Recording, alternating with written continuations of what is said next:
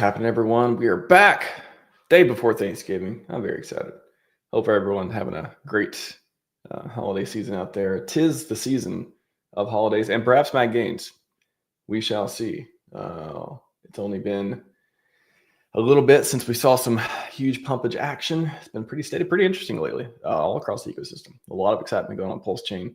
And I don't want to say that you're square if you're not here today. However, I think it'll be a good stream. So excited for this one. I got a couple gentlemen that often say interesting and smart stuff from time to time, as I mentioned in the green room. And it'll be a fun one. So put your question in the chat. We'll go for about hour 15 or so. And I'm excited for this one. Let's get into it. We'll get to chat in just a moment. Welcome back to the show, Zenith and Neil for T-shirts. How's it going, gents? Doing well. Good to see you again, Max. Thanks for having us on. Yeah, man, thanks. Of course. Just well, Neil. Just well. You're just doing well. You not see the bees that this ecosystem is turned into. If you go with me on this analogy, a bee. There's a beehive. There's something here. Maybe you can help me out. There's like a buzzing going on. There's some honey's being made.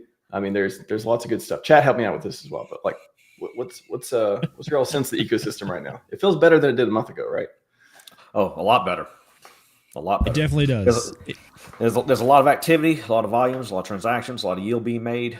If you know where to put your assets. So yeah, I think this is the beginning of the end of our depression for so many months of depressed price action, recession, whatever that was. Yeah, all the things. Yeah. There was a lot going on, but overall, it's undeniable that sentiment is up, whether you're actually talking to people IRL, on streams, on Twitter. Even I know Twitter is famous for being the bathroom wall of the internet, but at the same time, the sentiment is up. Sentiment go up.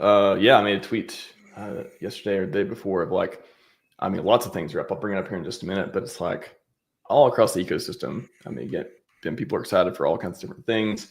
I mean, how's that World Storage airdrop going, everyone? How's I know it's kind of like, that's dumb. That's not going to happen. That's not interesting. It seems like, I mean, whether it's, stablecoin stuff so imagine this. Yeah. I had a riff on that. I was thinking about this earlier. No matter what it is, if it's, wrap Bitcoin, stablecoins, it's some random tokens, like whatever the P copies are.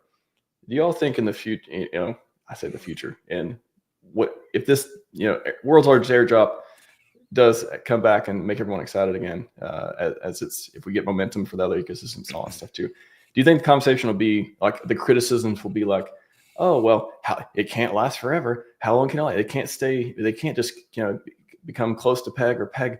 How long is this going to last? It's all going to dump. It's all going to go bad. The criticism from outside the ecosystem, the people who aren't in PulseChain at least, will that be the criticism if if the P copy things keep doing well, or whatever they're doing right now? What do you think in the future if this thing actually does manifest? Well, I think that you will see, obviously, skepticism. That's a natural part of it. But at the end of the day, what's going to make these things work and be valued, because people believe in them for whatever reason. Now we can't make people believe in them, but people choose to believe in these things, and if they have enough faith in that these assets will be profitable and a value in the future, whether they are turned on or used by the original protocols or not, it's really irrelevant. I mean, people vote with their money, and that's where the value comes from, and that's what we're going to see. We're seeing now, like PDI and all these, and wrapped the Ethereum copy and the Bitcoin copy and stuff like that.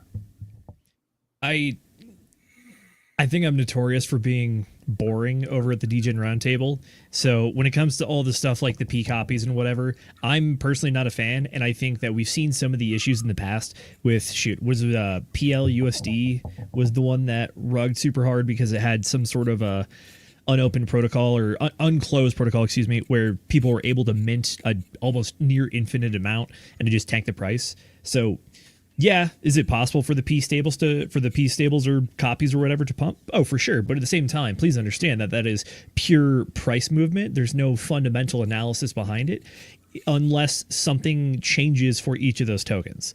So it's truly like the meme coin of meme coins, but without even a good meme or a laugh behind it. It's more of just like, we like this thing over here, so we hope to make it successful over here. And the only thing that's going to do that is not actual product market fit or fundamentals, but just people buying and selling supply in a advantageous manner.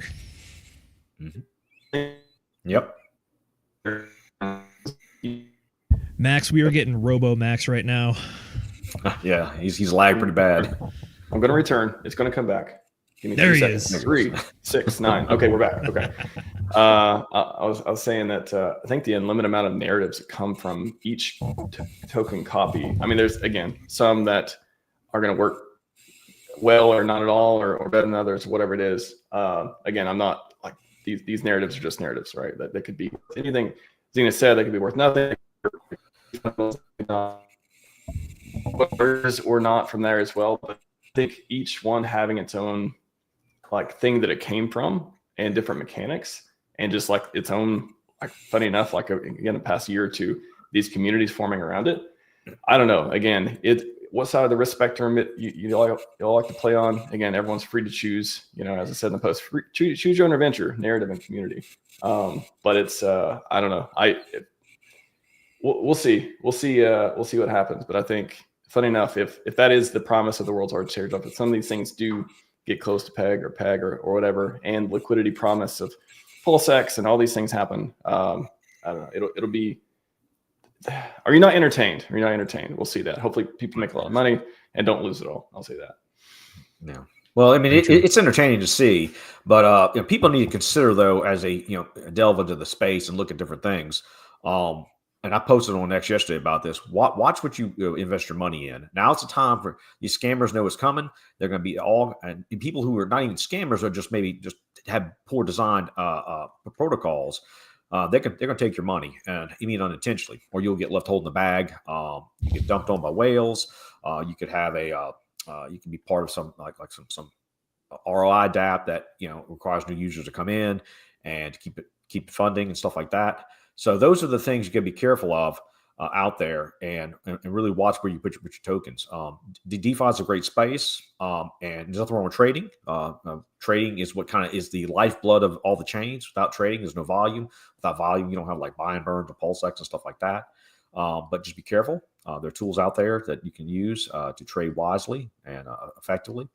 There's better ways to earn and keep your yield and keep your assets, and that's kind of how I would want to think about this conversation, is ways we can maintain the wealth we have and not just lose it or just sell it all. Now you have cash but no assets. What do?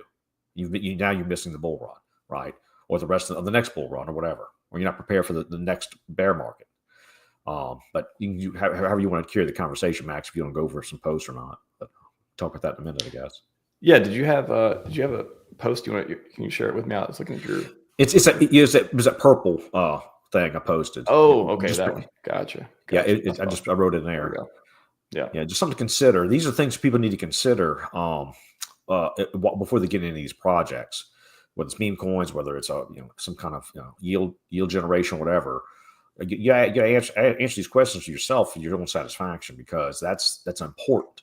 It's a very important thing to consider, because in most of crypto, if you look in the past, like think about things like Drip and what was it, Bait Beans and stuff like that, they all went to zero because of poor design, and that was a problem. They just weren't sustainable because they had failures in their design and relying on certain things to keep their product afloat. Whether it's a token that they have to have liquidity to manage, right? So where's the money coming from?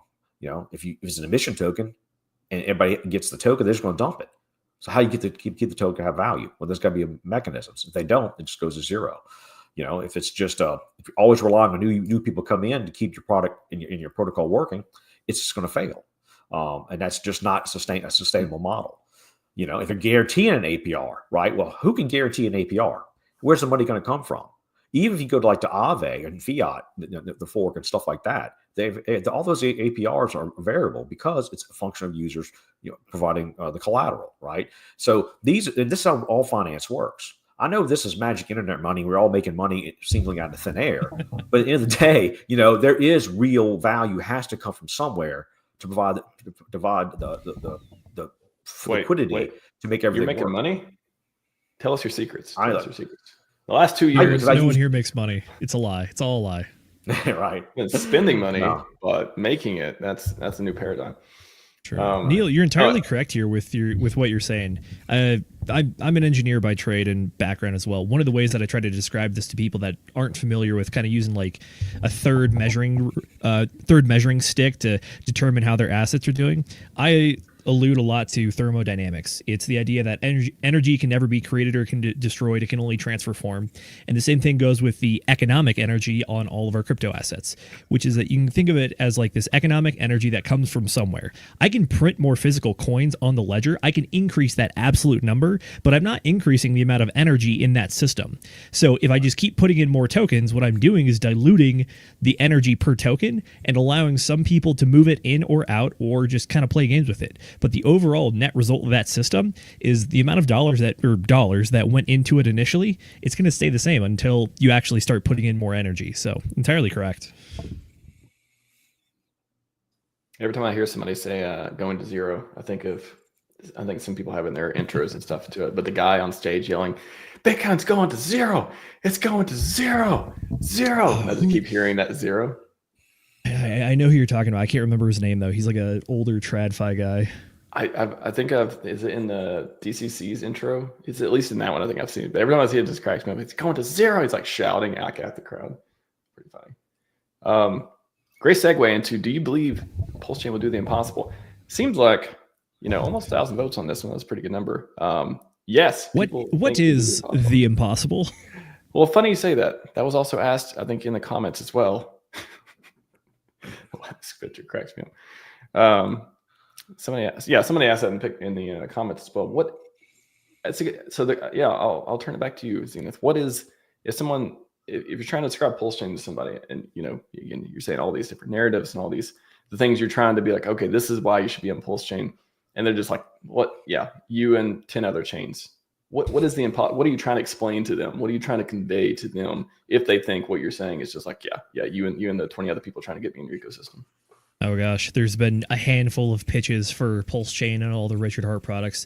I think first and foremost, the idea of PulseChain or the new HEX or PHEX doing another 10,000x, that could be one version of the impossible.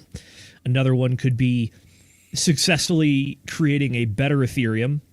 That could be another version of that. Whatever your success case is for that is, I think, yet to be determined, but overcoming the market cap of Ethereum might be very difficult, but at the same time, becoming a successful chain, I think, could be the impossible there. And then, Richard, you get into some of these intangibles, which is like Richard Hart talks about. He wants to be the greatest crypto founder. It's like, okay, what does that mean? I don't know what this means. I've heard in the past that he said he wants to make 1 million millionaires, which that's a good goal too. That could also be the impossible. But at the same time, again, where do you draw the finish line on that one? Do you have to have like on paper, say $1 million, or do I have to have in my hand $1 million 1 million times over? Because fun fact, that's $1 trillion right there, which is a rather large number, which is like a little under half of the entire Bitcoin market cap right now. So that in relation to that, actually realizing that wealth seems a little bit unrealistic, but at the same time, again, it determines what you deem the impossible. Well, I think we're already achieving the impossible now. If you think about it, look what we've done. Look at all the protocols that PulseChain has on it compared to every other chain out there. The fact is, dollar-wise, we have the best APR producing protocols on this chain compared to anything else out there, bar none. I've done the research in DeFi Llama. There's nothing that compares to what we can do with consistent quality DeFi products. And just because the chain's price tokens or prices are low, that's irrelevant to the fact that you can still make good APR on your assets. This is what DeFi is all about. And Richard's creating the impossible as we speak. It's working. It's just that it's going to take time for economic energy to come over through whatever, it's Richard, the SEC, the whole, all that, those narratives. But we are living the impossible. And we are in the best place we can be for crypto right now. Because we are truly taking the ethos of decentralized private ownership and putting our money where our mouth is. And then we're living it out as we speak. Oh, for sure. It's undeniable that the amount of people that are building on PulseChain and good, unique products too, it's incredible. And I hope that all of them have outrageous success. But at the same time, too, we got to make sure that the base chain has success so that it bleeds into everything else. And we can kind of get that altcoin effect where it's like your L1 token, if it does very well, that's fantastic. But what that means is that everything else is theoretically going to do exponentially even better. We've already had outrageous marketing and outrageous gains. I'd be up for outrageous gains. Pretty good to me. I think is this a guy? I don't have any audio, but you can. Yep, it's this guy. I forget what his name is, but chat says Armando says Dan Pina. Dan it's not Pena? the scene where he's like yelling at the crowd, but this is the audio or the speech he says here is pretty funny. Well, I mean, he's not wrong yet, I guess, but I'm gonna say I'm gonna bet the other side. I'm gonna take the other side though. I'll safely do that. One other poll, just post this in chat. Go vote on this. What do you guys think? What do you guys think? This morning I was like, man, I know there's other reasons and stuff too. That's a good question too. On this, first of all, of these, which one y'all think is like the biggest top of mind for you as far as like the pumpage in the broader ecosystem? We can talk about PulseChain a little bit too. And what is missing? Like what did I leave out on this that is actually important? One thing that I think people might argue for this time around is the ETFs, but at the same time, that's still not even my answer. I think the correct answer is the 4-year cycle. I think the macro forces are starting to take over at this point. Keep in mind, we're a good chunk past the six months post the halving effect. And traditionally, if you look at the charts of the data, that's where we start to make those runs. Granted, we already ran pretty hot well earlier in the year with the March all-time high for Bitcoin. And as a result of that, and Hart's Law and the bonding effect, we saw that a lot of other stuff just ran up massively as well. Not all projects are doing the same, obviously, but where we are right now, we've regained all-time highs. If you, seriously, even a month ago, if you had told me that we would be almost cracking 100,000, I would have probably gave it like a 5% chance, but here we are. So I think the macro forces of the 4-year cycle are the dominant force right now. Everything else absolutely has an effect, but if you had to ask me what is the biggest one, it's the 4-year cycle macro effects. It makes sense. I think all of it is kind of like supports that macro effect. They're all kind of like the foundational things.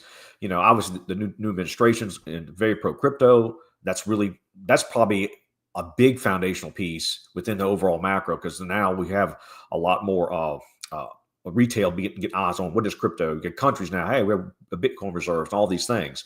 So like countries like El Salvador, who are ahead of the curve, they figured some stuff out, and that guy was had enough vision to see this is going to be a good deal. And so I think that's going to, yeah, right. And that's going to carry us through in this bull market as we approach it. And hopefully maybe an extended bull run or less of a heavy bear, on the next time. It depends on, what the world economy does, obviously, but, Yeah, I think there's so many, it's just, any of you watch the All In podcast? All In with Chamath and I do not.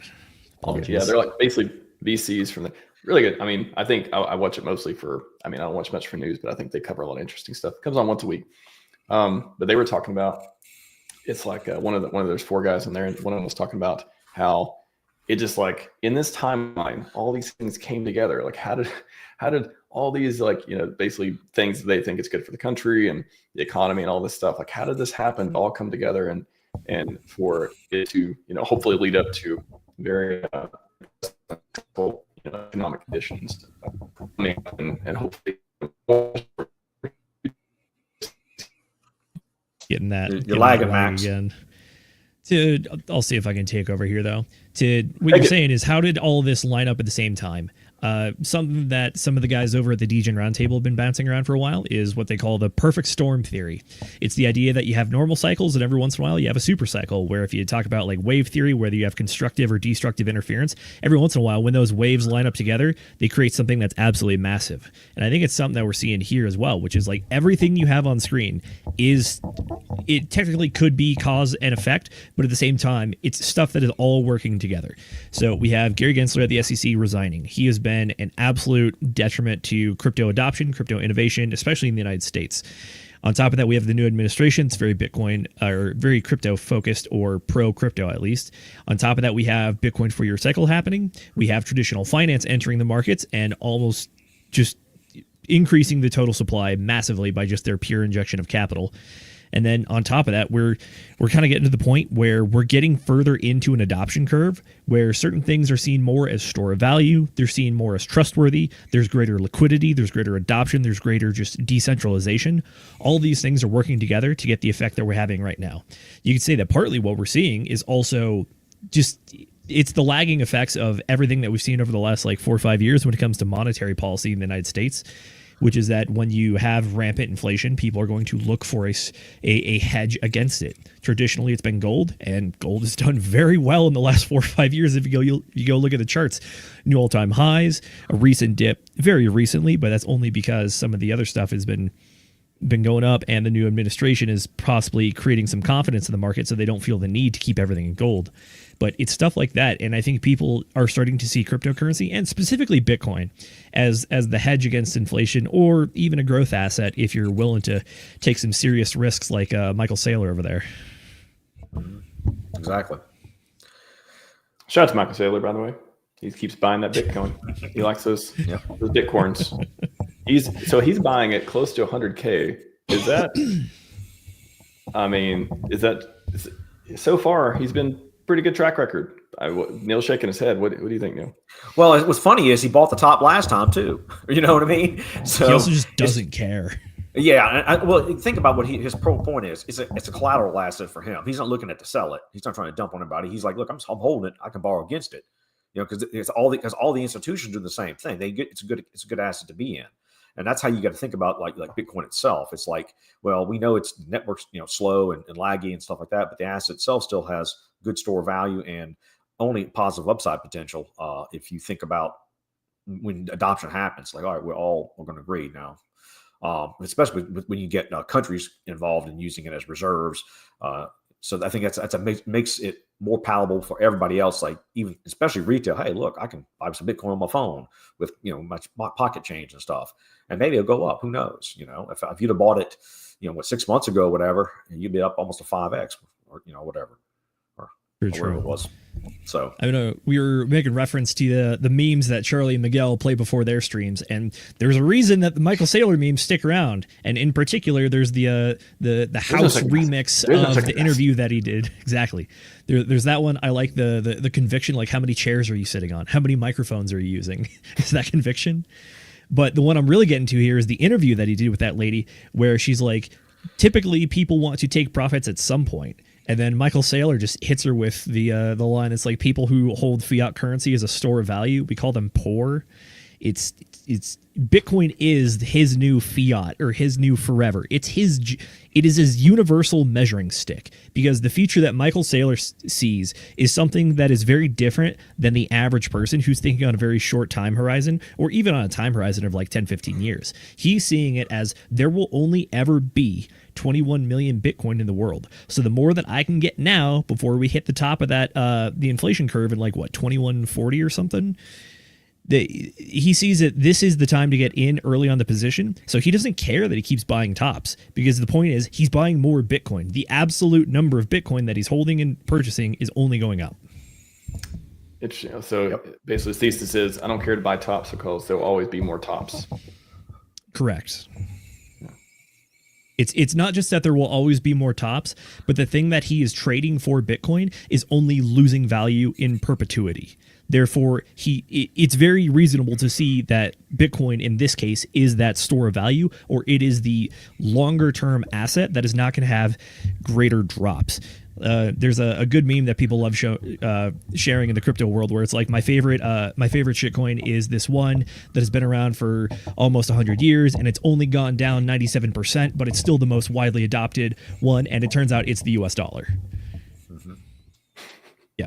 Yep. Good. The chart exactly. is US dollar. Yeah. Right. Well, kind of a great segue too into the freedom. I don't know if you guys like freedom. And also memes. This is a great one. I do not have financial relations with that contract. Tornado Cash may see some light at the end of the tunnel there. what Zenith, you guys, what's your commentary? What do you think? Is this the extremely bullish and unexpected news for crypto? Like, what do you think? So you are referencing the Tornado Cash appellate decision that came out of the Fifth Circuit Court. I believe it was either yesterday or 2 days ago. Effectively, what it is a case that has been taken up by not the founders of Tornado Cash, but by users in the United States of Tornado Cash. If you don't mind, I do have the screen share. Apologies for the absolute flashbang of this white PDF, though. Okay. It's okay. We're on light mode here. Everyone complains about dark mode sometimes. No, I like both, and I just switch between them, and it's okay. So I'm with you. There you go. All right, filed November 26 in the U.S. Fifth Circuit Court of Appeals. We have what is colloquially being called the Van Loon case, because that is the first plaintiff listed on this one against the Department of the Treasury. So what we're getting here is that six plaintiffs' appellants are users of Tornado Cash. They argue that Tornado Cash's inclusion on a blacklist of this government agency's statutory authority has exceeded what they're allowed to do. The court disagreed, granting summary judgment to the Department of the Treasury, finding that Tornado Cash being subject to their decision to be on that blacklist was okay. Van Loon and the other plaintiffs appealed, making the principal argument here that Tornado Cash's open source self-executing software is not sanctionable under the Act, as opposed to rogue persons and entities who abuse it. The government agency's concerns with illicit foreign actors laundering funds are undeniably legitimate. Perhaps Congress will update the Authorizing Act, the IEEPA, that was created during the Carter administration back in the late 70s, to target modern technologies like crypto mixing software. Until then, we hold that Tornado Cash's immutable smart contracts, the lines of privacy-enabling software code, are not property of a foreign national or entity, meaning 1, they cannot be blocked under the Regulatory Act, and 2, the government office responsible for enforcing that has overstepped its congressionally defined authority. As part of this, we reversed and remanded the district court decision and instruct to grant Van Loon's motion for partial summary judgment based on the Administrative Procedure Act. You're going to see the APA a lot in a lot of court documents regarding federal agencies. It's one of the things where they derive their authority and also the process from. But more importantly, this case was only possible because, oh gosh, let me find it, because of this thing that I've been shouting from the high heavens ever since it happened. So, this is only possible because Chevron deference was overruled. What Chevron deference is a case from the late 70s as well that has held up until this year when the Supreme Court overturned it in the Loper-Bright versus Raimondo case. What it pretty much says is that government agencies, specifically the federal ones, are the experts on what they're charged to do. And that means is that Congress will write a vague bill saying, we want to do something. We want to make sure that the air is clean and the oceans are not polluted. Okay, cool. EPA, go take care of that. And the EPA says, wow, we have no specific instruction on how to take care of this, so we're going to have to come up with our own rules, policies, procedures, create some sort of process. But because the guidelines are so vague, no one's going to look at the legislators and be like, why'd you write such a terrible law? Instead, they're going to look at the EPA and be like, wow, you have a terrible interpretation of this law. But what Chevron deference did is it said these federal agencies are the experts, so you cannot argue against their interpretation of that law.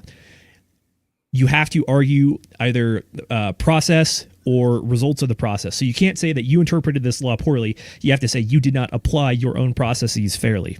So when Chevron was overturned, what that does is it now allows you to re-argue in the courts with the federal agencies about their interpretations of definitions. And that's what we saw in this case exactly here, which is that the lower court basically said, yeah, sure, whatever, smart contracts, yeah, they're property, therefore we can regulate them.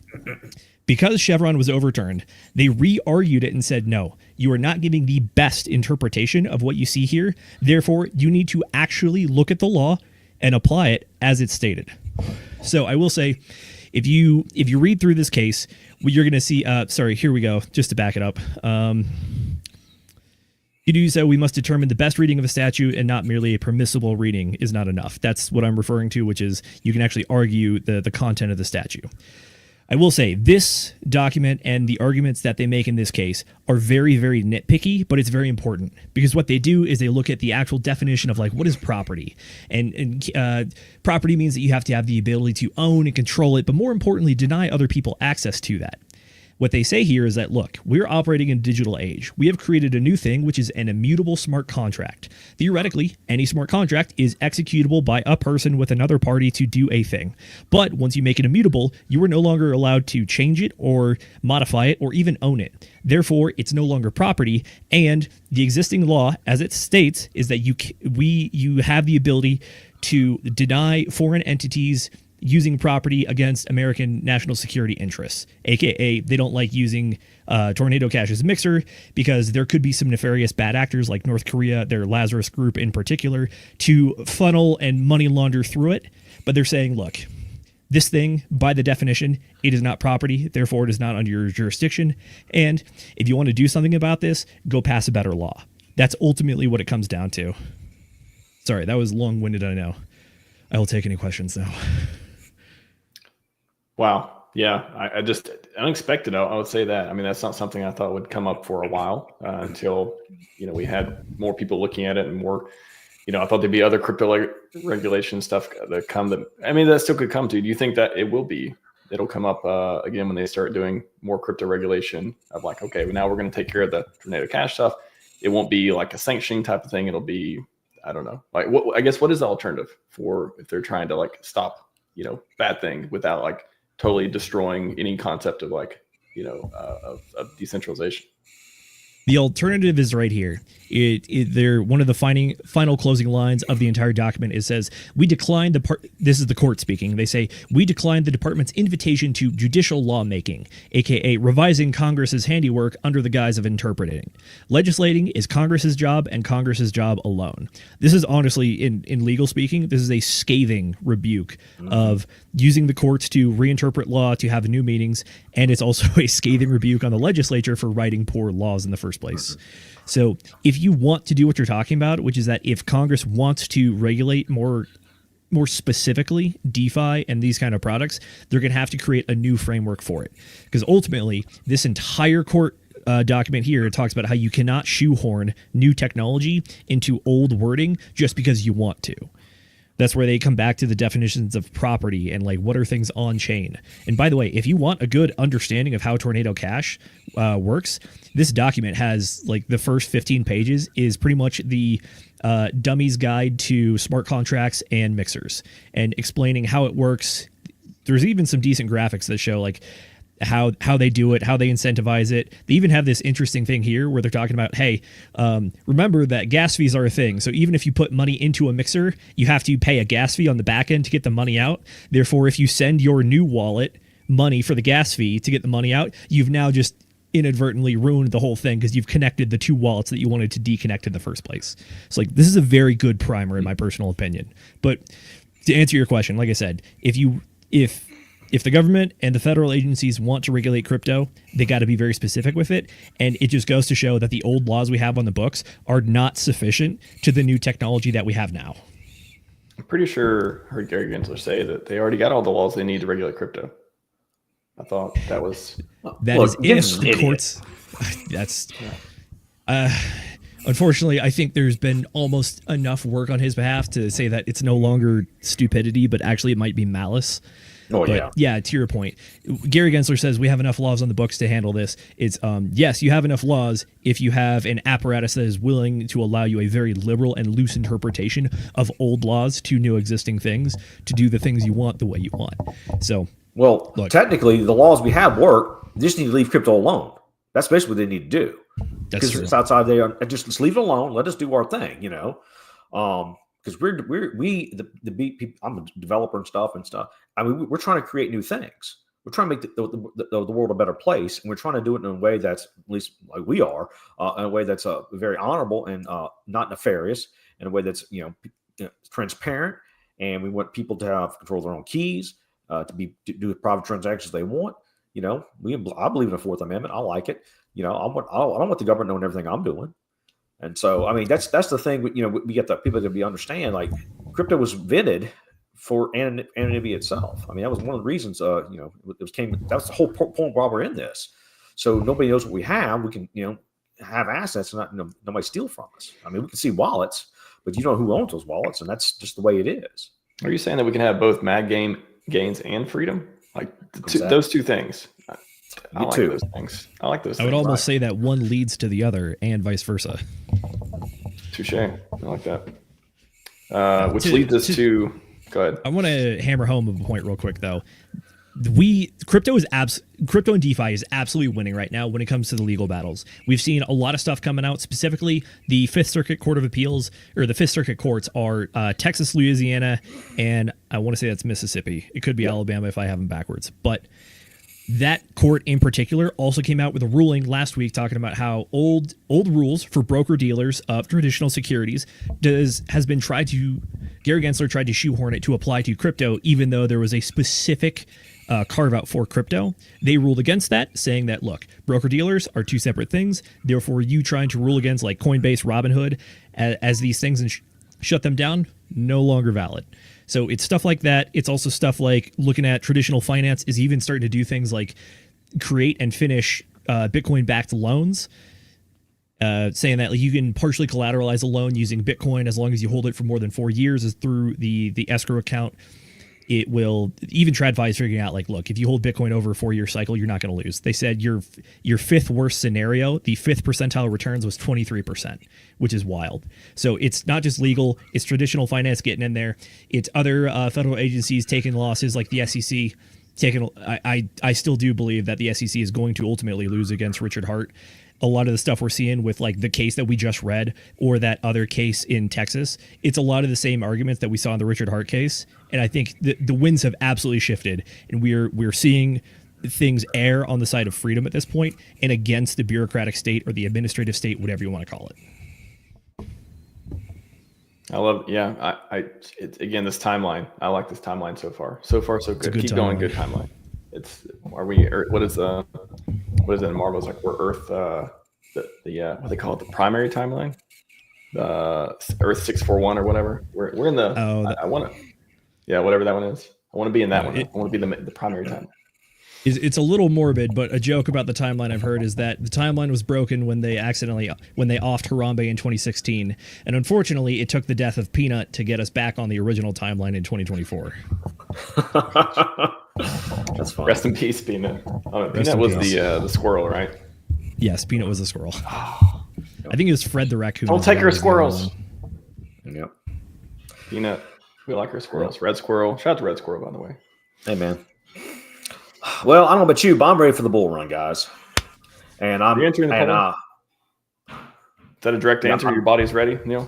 I'm body's ready, and I'm here for the 4 years. It's both. So I'm both. Whoa! The results of this poll are shocking, both actually. Look at this. No, not everyone is, Neil. Not everyone is. A lot of people will be here. Well, look, here's the deal. Cycles. Let's segue into this because I was talking about this earlier. So, wealth. Let's think about crypto and wealth and DeFi and what we have in PulseChain. We have something unique. We have something that is going to be the impossible, right? If you're a sacrificer, you're in this thing, or you got in at below sac rate, and you got some key tokens and stuff, and you're here for it, and you say, I'm ready for this thing. You got to have a plan. You need to have a plan what you're going to do. So let's pretend we get 1,000x. Okay, let's just play pretend for a minute. We have 1,000x. All right, and I made all this money, and you get out. What do you have? You have fiat. What's going to happen to that fiat? It's going to go down in value, right? So, I made a couple $1 million. If you're, say, 30-year-old guy with a couple $1 million, I'm out. I'm retiring. Well, guess what's going to happen? You're going to spend all that money, and then you'll be left with nothing. So you got to think about your future and how you want to use this new technology for not just today's money, or maybe even the next 2-3 years, or this cycle's money, but how are you going to live in the future? Well, what is available that we have in PulseChain to allow you to realize true gains and maintain your wealth, even through the next bear market? And so we got to think about these things. That's why I posted that post about watch what you get your money into, because you don't want to lose it. So if you're going to go into chasing the next shiny object, chasing green candles, you're more likely going to lose out. You're not going to be able to maintain that wealth over a long period of time. You could be a validator, right? If you want more pulse, you can be a validator, but it's like maybe 5%, maybe 10%. I don't know what the rates are. Validators they're nerds. We gather. And we appreciate you validate guys from time to time. Yeah, so it's great, but that's not life changing wealth, right? But you can at least hold on your assets. Actually, on that point, real quick, I've been thinking about it for a while. So two points on that. I know the validator API. I mean, it's a lot lower than other opportunities, and there's risk factor and stuff too. But just two things I think that a lot of people don't talk about with that. One is your ability to acquire that much Pulse, 32 million Pulse. It could cost 2K, it could cost 4K. In the future, it could be, what if it goes up 10x? It's going to be 40K to be a validator unless you've already got it. So the amount of Pulse to acquire to become a validator is interesting based on a timeline if the price goes up, if you believe it's going to go up. If you don't believe the price is going to go up, why are you here type of thing too. And then the other part is the yield, which it looks like, I did stats, especially when the Pulse price has been down, the yield from validator, it could be, depending on how many validators, it could be pennies, it could be dollars, it could be, it may not even cover your cost of the equipment for the price that you're getting out of it, for the Pulse you're getting back at those current prices. But then once you look at it again, if you think it's going to go 10x or 50x or 100x or whatever, and again, I'm not saying anyone should be a validator. I'm just making a case for the yield looks lower right now because the price, one thing, is you're not getting that much out of it. So, it's one of those things where it looks like it's not a lot of yield in the with the price, depressed price levels. But if it goes up a lot, and then all of a sudden you're making tens, hundreds, of dollars or thousands of dollars a month out of it, you're more than paying for the cost to run the validator, all this stuff. It makes a little bit more sense. Anyways, that's my validator spiel. I know it's not. You're looking at it, it's like 5%, 10% or whatever. It's like that's not as sexy as other things. But I think it's locking it up, having it locked up. Oh, that's the other key part.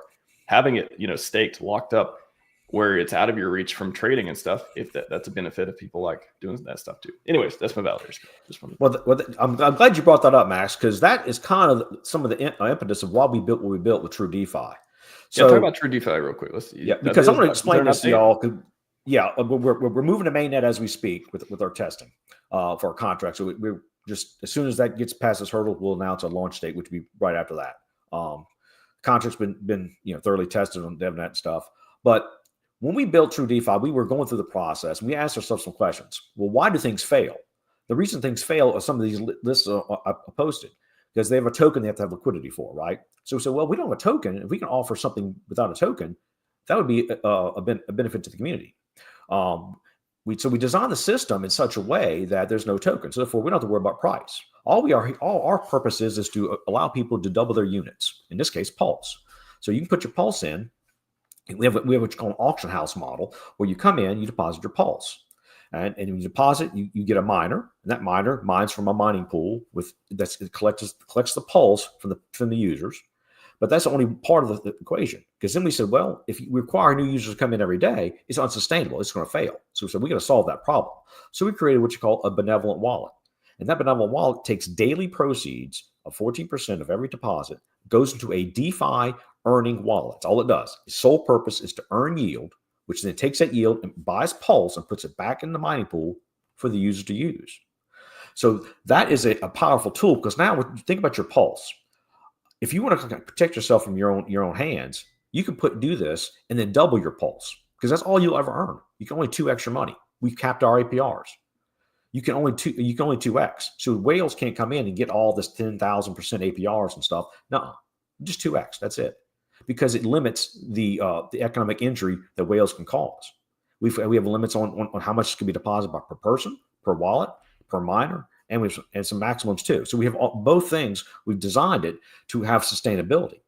But even if nobody participated, everybody stopped using our product, it would still make deposits in there automatically. So we can guarantee everybody will get their tokens eventually, because it's a second part of the closed loop of the DeFi yield from the benevolent wallet makes every liability will be taken care of from it. So something we don't have to worry about new people coming in, new money, and all these things. That's what the problem is. Most of these things that exist in the past, like they call ROI dApps, like Drip and Baked Beans and stuff like that. They had problems. So we improved that and we fixed the problem. And so we've created a tool. And all this is a service tool. It's free to use. Just takes your gas, you use it, you wait your time, you 2x, you get out. Not only that, we've also developed inside the contract a way to compound. So if 2x isn't enough, you can compound your earnings and increase your growth model of your assets by the same economic energy. So if you want to say, I want to extend my time out, but I want to earn more off the same deposit, go right ahead. You can compound.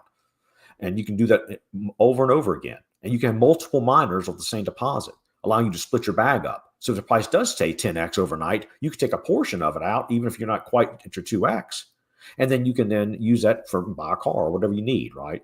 And so we developed this tool system to really work for the people. So as people come and participate, it will just work and just does its thing. And regardless if they participate or not, it's still going to roll. Even if nobody's in the system, it will automatically deposit. It's just a function of how we built it. So there's always be liquidity there to bring the tokens to be mined in the mining pool. And on top of that, we have a referral program that will allow you to earn a bonus of 5 and 10%. So if you use somebody, if I have a link and you use it and you make a deposit, you get a 5% bonus, I get a 10% bonus, right, from that deposit. And that referral system, we've developed a partnership program with it. So imagine this. This is new and innovative because nobody's ever done this. We're going to have, in this case, let's say Tetra, for instance. We're going to offer a referral link for Tetra users. We will quote unquote, the protocol will own the link. We will give it to the Tetra users. They use it. Every Tetra user who participates, they get a 5% bonus. They can double their tokens. And that 10%, instead of going to a person, goes into the protocol, and it will automatically compound that 10% indefinitely and perpetually. And what we do with that 10% is, after it compounds at a rate of 75% compounding, the 25% goes to market buy that protocol's token, puts it in a claim contract, and any protocol holder or staker in this case would go and claim their proportional share indefinitely. Now, you can't. That's the best thing we could do for anybody, because now we have a use case. We can take protocols who are struggling with outside yield sources. They can use this referral link process, and they can have outside yield buy their tokens. Wow! Now you have a buying partner that doesn't cost you anything, because you already have Pulse. You're just doubling your Pulse, so you don't have to go out and buy under the tokens or anything like that. So we've solved so many problems that plague the DeFi community with these unsustainable gains, unsustainable designs, and by closing the loop and solving the problem, that we can offer a quality DeFi service for free. You just use it. We're not asking for fees or anything like that. There's no early in-stake penalties, nothing like that. There's no liquidity issues. There's no risky arbitrage, none of that. And so we've reduced the risk and allow people to safely use this product and manage their assets in such a way that they can double them 2-3 times a year if the market so decides. When testnet, Dev, do you have anything launch schedule, anything like that for that? Yeah, it's within a couple of weeks. We're on mainnet now doing our internal testing. Once we make sure everything's working like it did on DevNet, we're opening up the testnet. I'll post it just as soon as we ready to do it, and I'll make an announcement. 2 more weeks. 2 more weeks. Classic. Yeah. It's I mean, yeah, I know. Yeah, I haven't heard. Y'all have any questions? I mean, I know this is kind of a big deal. Like, well, he's making all these claims, but I mean, if y'all have any questions, or people typically ask me something about this. Put them in the chat. Any questions from the chat? In chats? I mean, look, here's the thing. PDI, right? The PDI guys. Or the P copies, doesn't matter, PDI or whatever. Look, if they want to have a tool that will buy the PDI, you can use the True 2X tools, use a referral link program, be a partner, and now you have a perpetual buying of PDI from the system.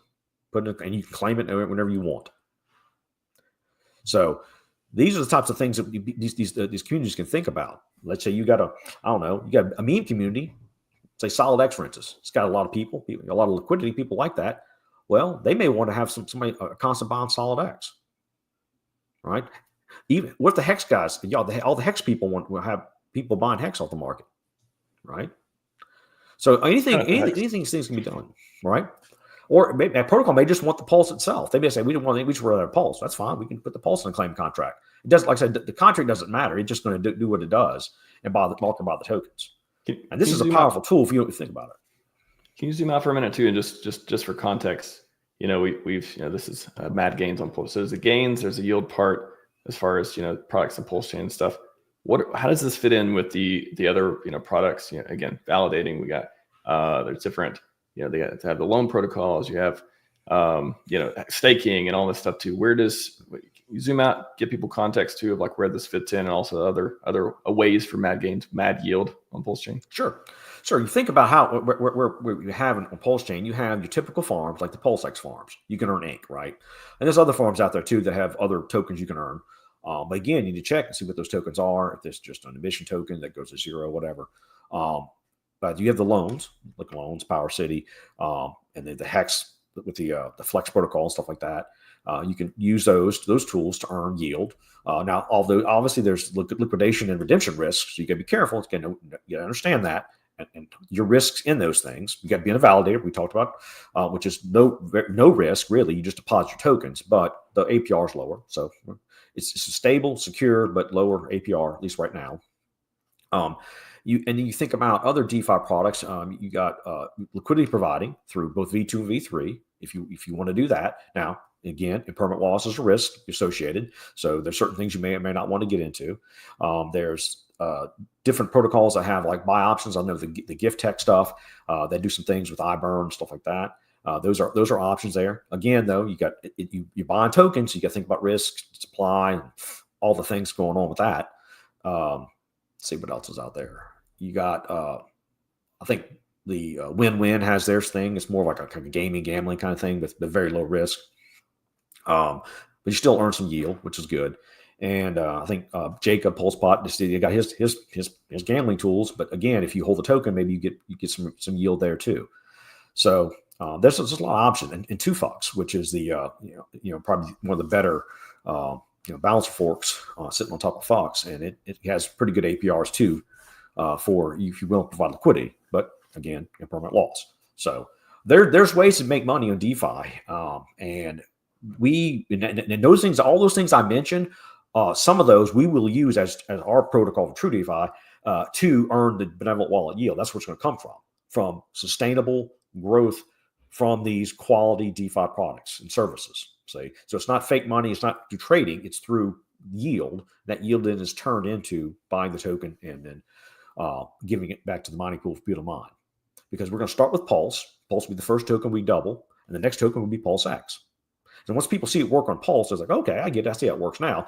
So when we launch PulseX, yes, they will definitely be interested because they'll see how it works. And the way these things function is typically, because you can only 2x, it's not about making more X's. It's about how soon you 2x.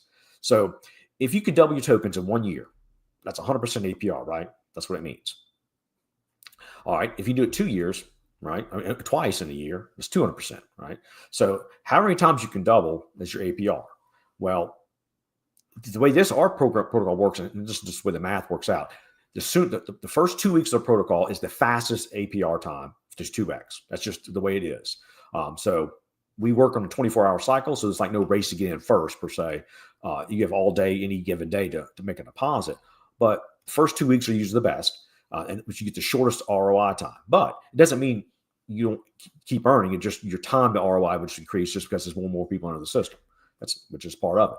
But because the Benevolent Wallet grows every day and compounds, its contribution, though, gets bigger and bigger over time. So ultimately what you have is a situation where the Benevolent Wallet's proceeds will equal or and surpass the protocol users, which will then increase reduce the ROI time for users to probably a static limit over time.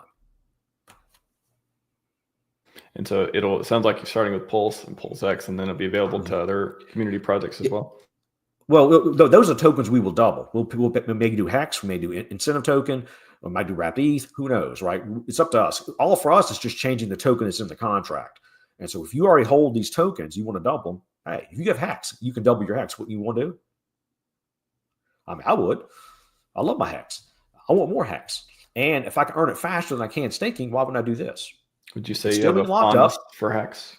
I have a fondness for HEX, right? Fondness for HEX. So if I can make more APR in APR terms by using True DeFi's True2x tools from True DeFi versus staking it, and both the results are the same, it's off the market, right? It's not being sold. Doesn't that help the HEX price?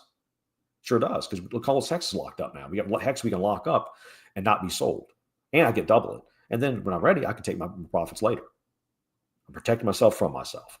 That's just another added benefit to the system we're building. Speaking of yield too, you guys notice the gas prices on PulseChain have been slightly higher lately, or at least suggested to be higher. Keep telling MetaMask to, or keep telling the wallet, stop costing me 57 cents, 50, 30, 35 cents. It's supposed to cost 2 pennies. It's supposed to cost a fraction of a penny, but network go burr lately. Network's getting busy. From Ethereum go burr. Die seem to go up. What have you all noticed as far as you talked about yield? Mad gains on PulseChain. What have we noticed as far as things gaining on PulseChain? What's up right now? Let's see here. Not to be too simplistic with it, but HEX is the clearing away winner as of right now. I'm more than happy to be proven wrong on this one, because previously, about a year ago, I was under the assumption that I thought PulseX, Incentive Token, and HEX were all going to go up at a somewhat proportional rate. However, what we saw recently is that PulseChain, PulseX, Incentive Token maybe have gone up like 50%, maybe even 2x, but in that same period of time, HEX did a 6x. It absolutely has outperformed everything, and right now the fundamentals look fantastic in my personal opinion, and I think that HEX has the momentum right now, and it makes perfect sense to me, because at the end of the day, PulseChain was created to make HEX a better product. Therefore, HEX kind of is the crown jewel in all of it. Granted, at the same time, all of it's fantastic, but I think HEX is the OG. HEX is the one with the main fundamentals. HEX was the first to the party and best dressed, so it makes sense to me why that's doing the best right now.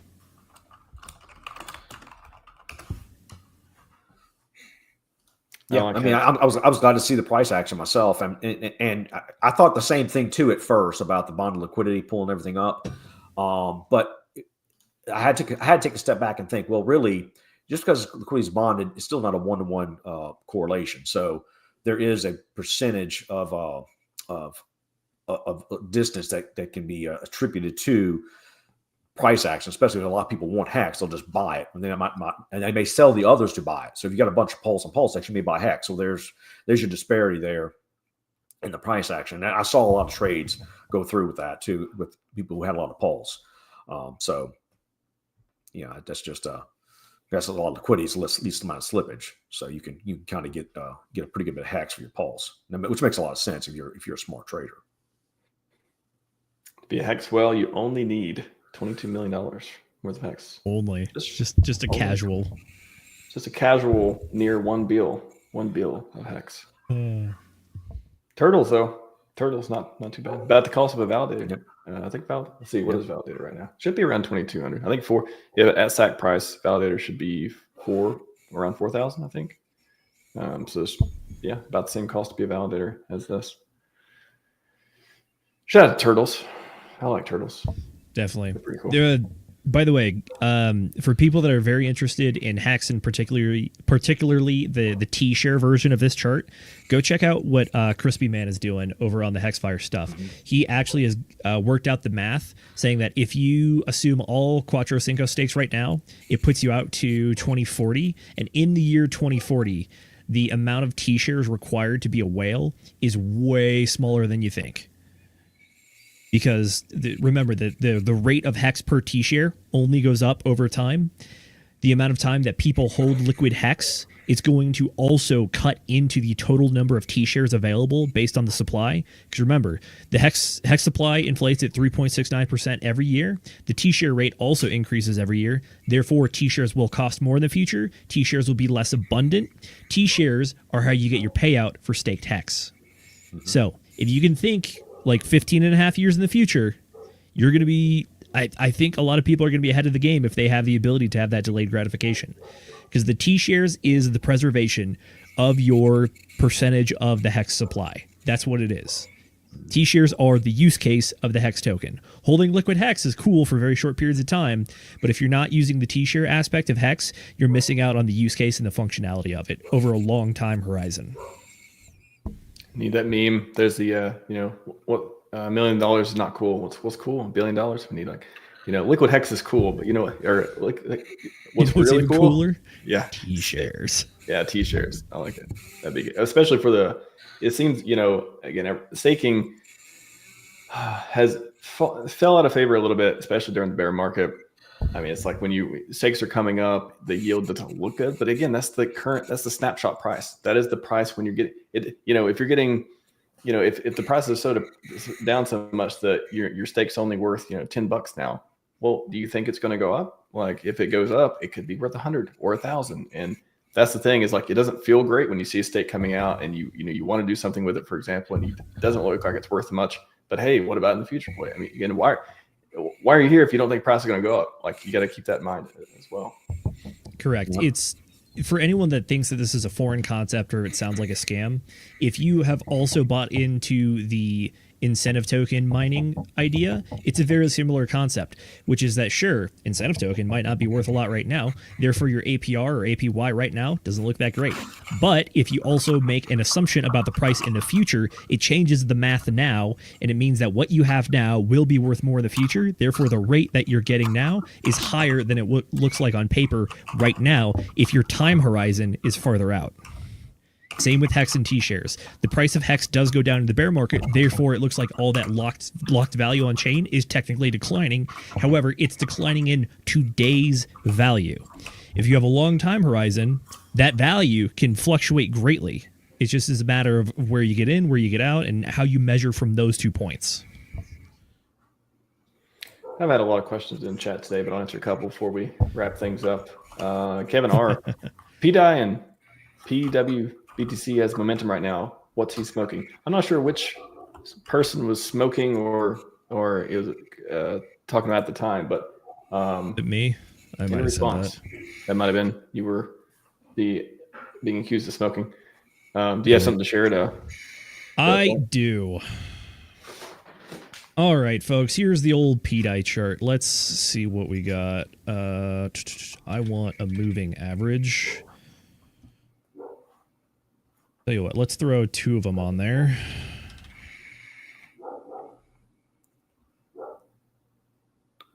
So let's talk about the 50-day moving average, and let's talk about the 200-day moving average. What these are indicators of momentum. Momentum is the idea similar to trend, which is which way is the price generally going on a certain time scale. We started off in June of 2023, and if you look, we have the 50-day, which is the light blue. We are well above the 50-day moving average, and we are well above our 200-day moving average. You can think of the 50-day moving average as your midterm momentum indicator. Your 200 is your long-term momentum indicator. Because we are so far above both of these, it means that the direction we're going when it comes to trend and momentum is up. Once we cross below either of these indicators, then the trend or momentum for those time frames will change. But as of right now, momentum's up, and momentum is pretty high. I guess I can also do a little treat for the other person that asked about the thoughts on PDI. I'm not huge on PDI. I do own a little bit myself, but at the same time, if there's any of the P stables that has the best narrative behind it and is also the first in, best dressed, I think it's PDI. And what we've seen, in my personal opinions, is we could have had 5-wave movement here, 3-wave movement down, another 5-wave movement up, another 3-wave movement down, and in my personal opinion, it looks like we might have a wave 1, wave 2, and we're in the middle of a wave 3 before we come down and correct. So there you go. There's some moon math for you. Your Elliott wave count could have something like this. And if you also want to get into it, we can look at our fib retracements. Go from 1, boop, boop, boop. There you go. So we're looking for next areas it's going to stop. Could stop at the 2618. We're pretty close right now. Could stop at the 3618 if we get really bullish. Keep in mind, for Elliott wave theory, your wave theory is typically the longest, and longest from both time and price perspective. Wave 5 can get pretty aggressive too, but it's typically shorter than the wave 3. There you go. Some basic TA for you on PDI. And if anything, some Elliott wave theory and Fibonacci retracements might work best because, again, there's no actual use case here. There's just narrative, sentiment, and pure market forces driving it. World's largest airdrop. We shall see how all these coins turn out. I think all the peak. I think just the technical concept of like, can something be copied? Can it have value? What narrative gets behind it? What does it mean for the ecosystem when certain ones have value versus others and stuff too? Each one of them have a different utility or lack thereof or otherwise from Ethereum. And There, a lot of interesting stuff. One other question from PulseX. Would you say that HEX is a better Bitcoin? Yes, HEX is better than Bitcoin because it actually has a better use case. The only way that HEX is not better than Bitcoin is the decentralization aspect and just the sheer market size. But other than that, yeah, it's better. I like HEX. I have a fondness for such a coin. Oh yeah. Oh yeah. Gents, wrapping up here. Final words, final thoughts on the mad gains on PulseChain. Looking forward, next 6 months, are we? How many millionaires will be minted in the next 6 months? Any guesses on that? Whoever wants to go first. Probably not many millionaires in 6 months, but I do see price appreciation. I do see the new administration gets in and the markets come in. I think there'll be a lot more retail coming in. Things being built. I know XRP's in the news lately, some stuff. So I think you'll see retail start coming in. You'll see more advertising like for crypto.com and stuff like that, and Coinbase. So we'll see it. It's coming. Now, how much does that translate to PulseChain directly? Don't know. But hopefully if Bitcoin continues to pump and Ethereum pumps, Richard will use the SAC money wisely. That's we can all just trust him on that one. I do have a quick update though for y'all for Tetra. For the Signum Oracle. I don't know. Oh, okay. Anybody's familiar with it, but so quick. The Signum audits are finished and complete, and the launch dates will be announced this weekend. Stu will make the announcements, and the pre-sale for the Signum token will start next week. So you need the tokens to use the Oracle, and it's what you have to have to stake to be a reporter, and you have to have them to pay for your the price feeds with the tips. That's what, if you're familiar with Teller, but that's just a Teller fork, and that's how it functions. It's going to be open source code too, so everything will be available for the public. So that's it. So everything's ready to launch. It's just a matter of pulling the trigger, as well as Tetra's automation too. So Stu's going to be. I can't say when. He's the one would pull the trigger on all that when he's ready. All right, Tetra update. Yeah,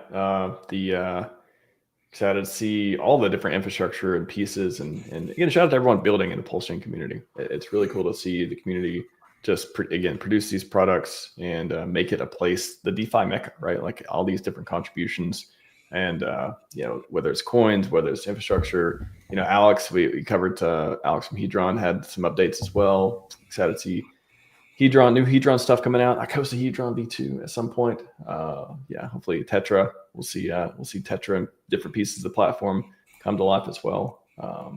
Exciting times. And price is going up. Yeah, it's been, knock on wood, it keeps going up. Yay. What about you, Zenith? Next 6 months, it's up from here, baby. We are in the full-on bull market at this point. Both time shows it, price shows it, trend shows it. Even some basic like Fibonacci stuff also shows it as well. But what about Ethereum? I said we didn't cover Ethereum too. Like Ethereum go up? Oh, Ethereum can go up. I think it has some slightly different fundamentals than Bitcoin. Tell you what, I'll rapid fire that one for you real quick as well. So one of the big stories is that for the most of the year, for the early part of the year, Bitcoin. This is the ETF flows. So this is buying versus selling. You remember ETFs get announced in January. We hit that $48,000 high. A lot of outflows from the Grayscale Bitcoin fund in particular. We make a low down about 4,000, although I'm pretty sure it hit like 38. And then after that, we just go absolutely moon because the flows on Bitcoin ETFs went ballistic. It was the single most profitable financial product launch in human history. Not even close. And then after that, we saw some pretty standard up and down. And then most recently, starting in late September, early October, we saw a lot of net inflows on the ETFs again, and we've gone up massively. Let's look at Ethereum, though. Ethereum has a bit of a similar and different story at the same time. Similar story to the beginning of Bitcoin. You remember when I said Grayscale was selling a bunch of Bitcoin and that tanked price? Yeah, that's been the story for Ethereum for the majority of the year since it got released in, I think it was July it was. And then only recently did we actually see the net flows go positive here in September. We had a little bit of a bump, and then we started to go absolutely ballistic here. Well, not ballistic because Ethereum is still very much down. ETF flows pumped up massively, small outflow, another start of the inflow now. So I think that's why we're seeing the action going on. But overall, Bitcoin, it's leading the markets, it's leading the ETFs, it leads the sentiment as Bitcoin is the store of value. Ethereum is the oil in the system that fuels the machine and keeps it lubricated and running. But overall, yeah, I think sentiment is still very much up. By the way, this is the Bitcoin monthly chart. Showing the percentages per month. We're in a bit of a unique situation now that one of my teammates showed. That is, whenever September is green, you typically have 3 months of green candles after that. So back in 15 and 16, 2 green Septembers, 2 triples. Back in 2023, green September, 2 triples. So odds are, what do you think? December, green or red? Yep. I'm saying green. Yeah. My body's ready. And then also to back up the macro narrative, money is flowing right now. It absolutely is, and it's undeniable. This is the open interest chart for Bitcoin futures. What this is showing is people speculating and betting in traditional finance ways. Open interest represents the amount of bets, so to speak, that are being made on the market. All-time high for that. Are you shocked? Although conversely, at the same time, when people are making more bets, it means that more people are losing. These are liquidations. These are liquidations for the last since May. But you'll notice recently there's some really big candles both directions. In this one day in particular, we almost had $1 billion lost in liquidations, and then it almost doubled up and did the same thing the next day. Over the course of the year, liquidations have stayed relatively small, like below 200 million. For like the last month, we've averaged about 500 million in liquidations daily. So people are betting, people are speculating, and Neil, like you said, crypto.com now I believe became the largest retail investor platform, and their token is also performing pretty well. Made a recent low at 6 cents and then pretty much had a 3x when it went all the way up to 22 cents. So retail is moving, traditional finance is moving, even some of the smaller chains like PulseChain is moving. A lot of L1s are doing pretty well. Like, shoot, look at our XRP is doing fantastic, although I think that's largely because of court rulings. Cardano's killing it. Phantom is doing really good right now. We are in the bull market, folks. So we probably got a little bit less than a year of good times. And then after that, it's back to the bear market. That's the personal take here, though. But has your barista tried to sell you their meme coin yet? No, I said there's. I was That's talking the top. about this. Is that going to be the next top? Instead of telling you about their Bitcoin profile, now they have their own coin they're going to sell you. Look, it's either that we have what's colloquially called the stripper index, which is when the ladies of the night are showing you their crypto portfolios. It might be a bad time.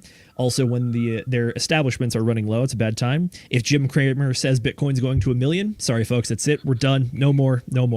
He already even said that holding Bitcoin and Ethereum and some other L1s is a good idea right now. So that could be some bad news in the short time horizon. But on top of it as well, Pi cycle top indicator, keep an eye on that. Golden ratio indicator, keep an eye on that. And just your time for the 4-year cycle. Although here's the dirty little secret. It's actually 3 years and 11 months. Ooh, so where does that, yeah, I mean, well, end while of we're on the September, topic. Early October. That's what I was going to ask. There you go. Wow. Very true. Real quick, if you don't be mind, careful. I feel like that's true. Be very careful. Yeah. Don't get wrecked. Do not get wrecked. And like Neil was talking about earlier, have a strategy for both getting in and out of the market. There's an idea that we proposed recently over in our private chat, which is that if you feel like taking a screenshot of your portfolio to show off to people, you might want to take some profits. Mm-hmm. It's that sentiment. It's the feeling. It's the ooh, ah. Interesting indicator there. Yeah. Well, that one is going to change per person. Also, don't lose your keys. No sense in making millions of dollars and then losing it all. Real quick, since you mentioned in-person, recently tweeted this one. And the tweet was, enjoy HEX not being mainstream while it lasts. It's a nice asset you got there. It'd be a shame if I were to speak positively about it. Shout out to Jim Cramer. I don't know. Yeah. I hope that the mad gains come for HEX and we are unaffected. Hashtag HEX unaffected. Let's go. HEX users unaffected. Right. Yeah. Solana network down again. HEX users unaffected. Mm-hmm. That's still one of the best memes in this space, in my opinion. In the documentary, I can't always, every time I hear it now, I just think about the Hexicans will be like, there's a taco truck down the street and it's, not running today. And they'll be like, HEX unaffected. I'm like, yes, that is the ethos right there. Yes. Right. I like that in a very exactly playful way.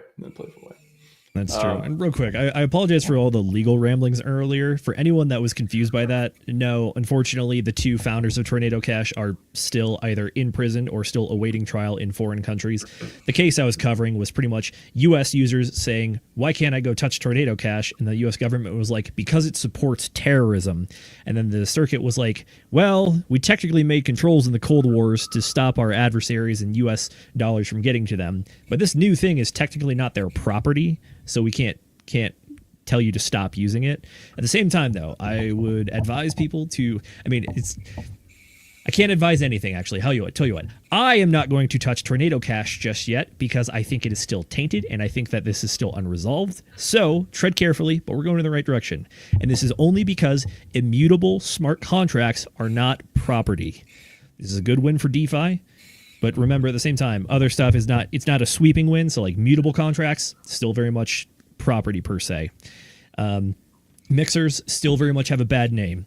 It is well known that things like the North Korean Lazarus Group use them for nefarious purposes. So until we get a little clearer definition or sentiment, I'm not going to touch it with a 10-foot pole. Well, I mean, not to go out on a 10-foot pole, but and then not touching thereof. Man, I can't get away from this pun. Okay. Let's go out on a positive note. That's what I'm trying to say. You hit us with the bull market, bad gains, all that stuff too. Zenith, what do you want to take us out on? Well, you first and then Neil. Show your stuff as well. Okay. Folks, you can catch me on Instagram and Twitter at ZenithDI. ZenithDI. Today it stands for Degenerate Interests. I don't know. It changes every day depending on what it is. But other than that, you can catch the show that I run. Distinguished Intelligence. Ooh, I like that one. That's a good one. We'll use that one in the future. You can catch me over on the YouTube channel that I run with my team. It's the DGen Roundtable. We have a Sunday show, which is our flagship news show. Wednesdays are a Whiskey Wednesday community show where you can hop on and be part of the stream, or we have a special guest. And then on Fridays is my baby. We cover book club. No book club this week. Next week, we're covering Outwitting the Devil by Napoleon Hill. He's also the author of Think and Grow Rich, which we covered previously, which was a pretty good one too. But other than that, so you did Scivive, Richest Man of Babylon. You've done a few. Yeah, I've seen you all cover a few that. I'll put it this way: we have crossed the 1 year mark, and I think we're almost at episode 50. So, yeah, the bookshelf behind me is primarily for show, but I've actually read a few of them with my eyeballs. But other than that, we try to do the audiobook stuff. Max, here's my final hopium for the stream. One of the figures that I use in some of my estimation and investment planning is that the average L1, if it has good fundamentals, good returns, good community, good founder, is that it typically averages 100x gains. Granted, Richard Hart is talking about 10,000x again, but at the same time, the bear case for B is 100x. I accept that. Yeah, I concur because that's what the math says. Yeah, I've looked at that myself. So yeah, it makes a lot of sense. And we're here for gains. We're here to make money. I'm here not only make money but keep my money and make my money work for me. So I'm using DeFi and all DeFi has to continue to provide income even in the next bear. That's my plan. That's how I think about this. I have a little long-term horizon. I'm not here to get in to get out. I'm here to do the work. As a founder of a project, I'm here to provide something to make everybody wealthy and to help you on your journey to mad gains and sustainable, equitable, yield generation. So you can reach me on my YouTube channel at Neil for T-Shares. You can look it up. I have a bunch of videos about Tetra and strategies and true DeFi stuff. And I'm on Telegram at Work for Crypto. You can just find me there. DM me. I get DMs all the time from people answering questions, whether it's Tetra stuff, true DeFi stuff. Doesn't matter, but I'm here to help. That's what I'm here for, and that's kind of where my heart is. I want to help people, get out of the rut, and we're doing our best we can to build these products and services. So come check us out at True DeFi. Neil, it's been an absolute pleasure. Glad to stream with you, my man. You too, Zenith, man. I'd love to come on your show and just have a chit chat. We'd love to have you. Talk shop, just about anything. I'm a DeFi guy. That's really where my love and interest is. And I'm thinking read white papers for fun, man. I'm that kind of nerd. Oh, you and me both. the white papers, they get digested. We'll get you on soon because we only have a few more months to, or actually we only have like 2 more months to do our favorite hobby over there, which is dunking on Gary Gensler, apparently. Right. They're going to say, well, got a few more months until everyone gets rich and I'll buy the island. So you better get on before then, Neil, I guess. Better before Zenith disappears. And he has no obligations to anyone. So there you go. I assume so. So I'll tell everyone, if you ever see me disappear one day, just I be like, yeah, he did enough. He did enough. No promise, no expectations. But I hope everyone gets to make all the maddest of gains and do whatever they want with money as well. And thanks again, Max. Themselves. I want to thank you for doing your channel and doing a whole lot of streams, because it makes my day seeing you come up and all right, check out what the next topic is, because it does make an impact on everybody's I guess mentality and their sentiment about PulseChain. So thanks for putting in the work, my man. Of course, I've not put in nearly as much work as I have in the past as far as streaming goes, and that's because I have no obligations, no expectations. So I love playing. I love playing that too. It's so fun. But I think again, appreciate everyone in the chat joining, you gentlemen as well. We got some more streams coming. We got a birthday, at least the next stream, but nothing else. I'll be on Ben's channel, I think, he's doing probably Ben Sierra. Does a lot of great stats. I think I'll be on his new show on Friday. And then we got HEX birthday stream on the 2nd. If you're having local meetups or if you're doing 5 stakes in whichever way you want. Also, Maddie's doing a 24-hour Maddie Allen's doing the Quattro Cinco Stake-a-thon. Yep. Are you not entertained? Do you not have enough content? Do you not have enough people out here putting in work? Good stuff. That's right. Links are in the chat as well for the True DeFi stuff. Are you not entertained? Nice, Gladiator. Not the second one, just the first one. I don't know. The good one. It's got good reviews. I haven't seen it, but I haven't heard it's got good reviews yet. Could be fun. Dean, also in the description, I'll tag the YouTube channels as well. That's all we got for you today. Scivive and 5555. Happy Thanksgiving, guys.